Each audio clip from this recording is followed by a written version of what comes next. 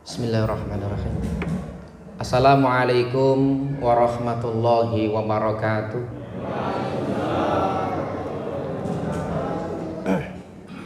Bismillah walhamdulillah wa syukrulillah wassalatu wassalamu ala rasulillah wa ala alihi wa sahbihi wa mawalah wala hawla wala quwata illa billah.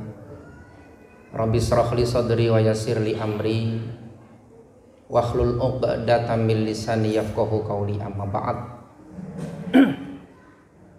Hadratal kiram, para alim, para sepuh, para bapak, para ibu, saudaraku sekalian, jamaah salat isya dan tarawih Masjid Al-Hidayah yang saya muliakan, dan mudah-mudahan kita semua senantiasa dimuliakan oleh Allah Subhanahu wa taala. Bapak Ibu yang dimuliakan Allah, alhamdulillah malam ini kita sudah berada di malam yang kedua. Puasanya lumayan terasa karena agak panas cuacanya. Jadi alhamdulillah tetap bisa kita jalankan dengan baik.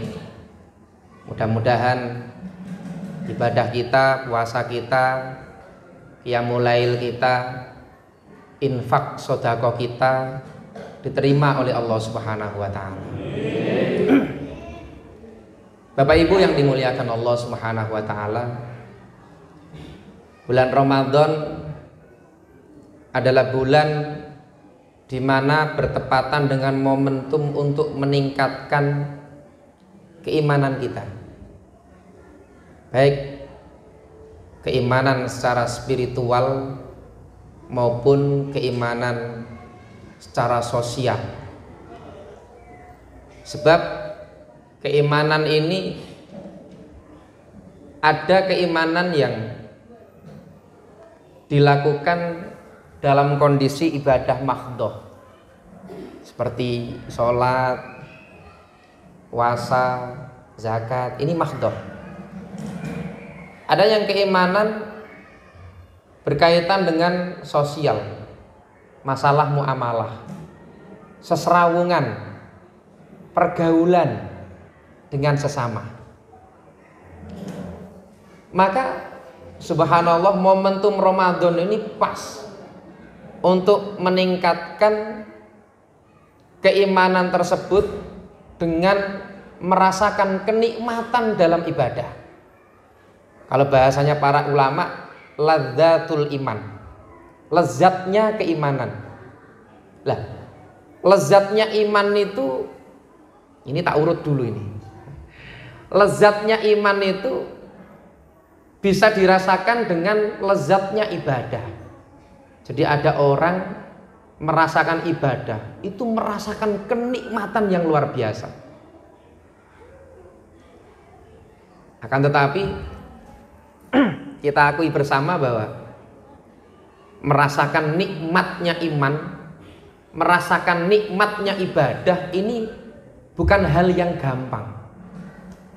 Sehingga Bapak Ibu yang dimuliakan oleh Allah Subhanahu wa taala, seseorang paling tidak harus melampaui 3 tahapan, ya, 3 step, ya, 3 tahapan untuk dapat merasakan nikmatnya iman atau nikmatnya ibadah. Ini insya Allah nanti di bulan Ramadan ini kita bersungguh-sungguh, ya, dalam ibadah, insya Allah akan kita rasakan nikmatnya iman, nikmatnya ibadah. Yang pertama yaitu terpaksa. Jadi orang itu kalau kepengin merasakan nikmatnya ibadah, pertama kudu dipaksa. Ya, makanya nanti dalam mencapai level menikmati iman ini melewati 3T, bahasanya begitulah. Yaitu yang pertama terpaksa. Saya pernah ditanya oleh salah seorang jamaah begini, Pak Fatoni, sebenarnya sholat itu kebutuhan atau kewajiban atau sebuah beban? Baik, bener kabeh nih. Betul semua. Salat itu ya kebutuhan, ya bener. Kewajiban, ya bener. Beban, ya bener. Akan tetapi ketiganya ini nanti akan menjadi sebuah tahapan bagi seseorang untuk mencapai tingkatan apa? Kebutuhan tadi itu. Makanya tadi disebutkan 3T. Yang pertama adalah terpaksa. Pertama orang harus dipaksa. Panjenengan lihat anak-anak kita yang sudah mulai balik itu biasanya ketika diperintah untuk sholat itu ya namanya naluri anak-anak, kecenderungan mereka ya rodok-rodok malas, agak-agak malas lah. Disitulah kita paksa mereka untuk melakukan sholat. Ayo leh sholat.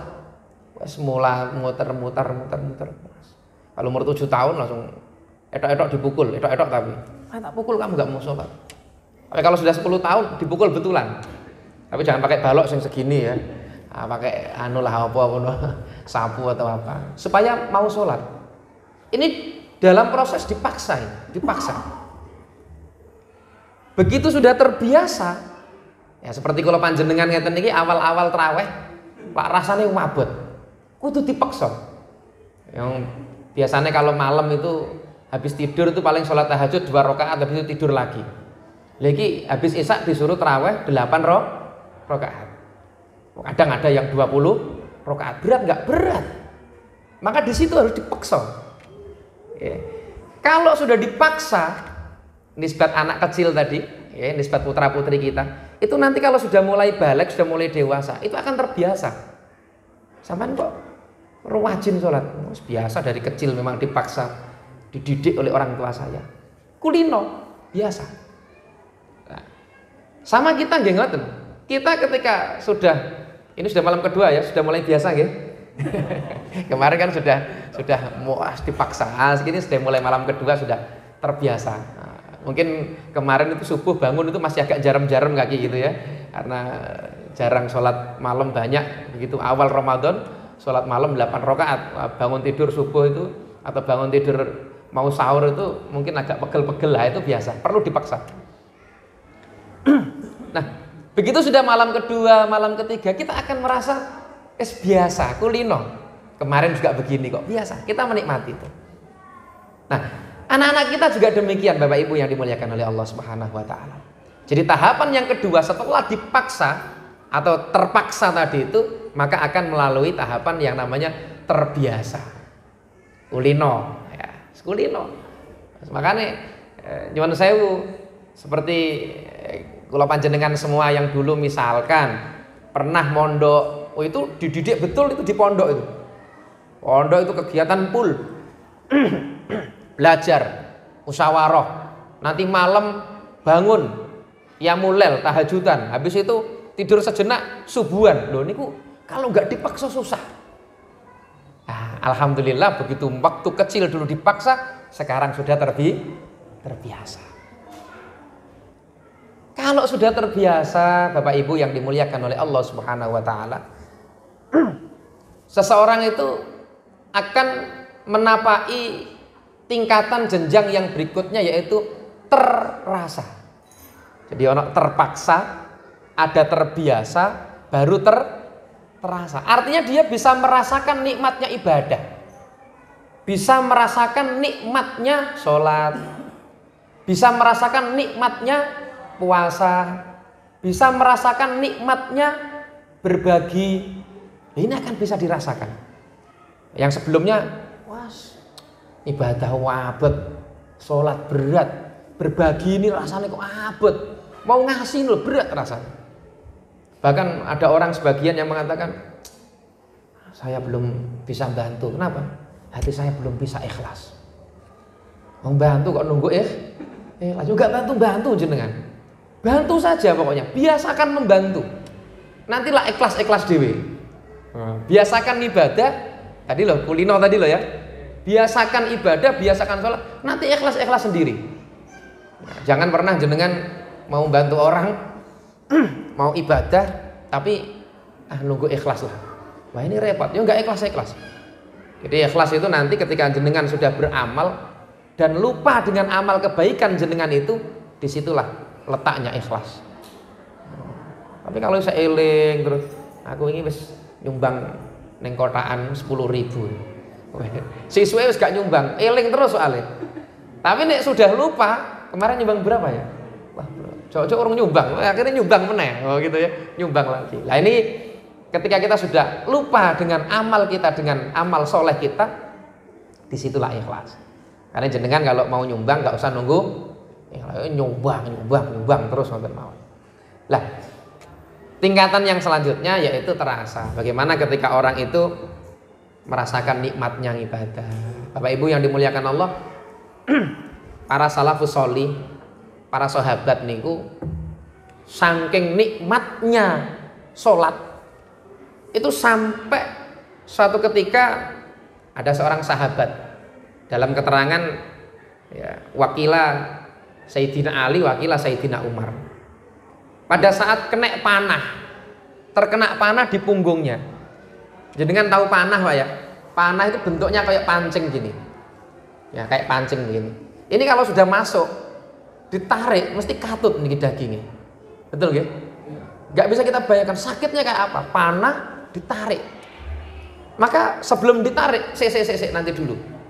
Tolong nanti ketika saya pas sholat, di tengah-tengah sholat, tolong cabut panah yang menancap di punggung saya. Oke. Akhirnya beliau sholat. Begitu sholat, di pertengahan dilihat ini kira-kira sudah wis pokoknya wis gak eling liyane lah, gak eling macam-macam, elingnya cuma sowan kepada Allah, bermunajat kepada Allah. Akhirnya dicabut Pak. Panah niki yang menempel tadi, yang menancap itu dicabut. Piye suarane jabut kok jedul ngoten nggih. Jedul gitu. Niku blas gak kerasa. Blas gak kerasa. Begitu selesai sholat Bapak Ibu, Assalamualaikum warahmatullahi wabarakatuh. Assalamualaikum warahmatullahi wabarakatuh. Rasanya baru wah, pedih, perih dan seterusnya. Akhirnya sahabat tadi, wakilah sahabat Ali, wakilah sahabat Umar itu marah. Disuruh nyabut kok nggak dicabut-cabut ini panah.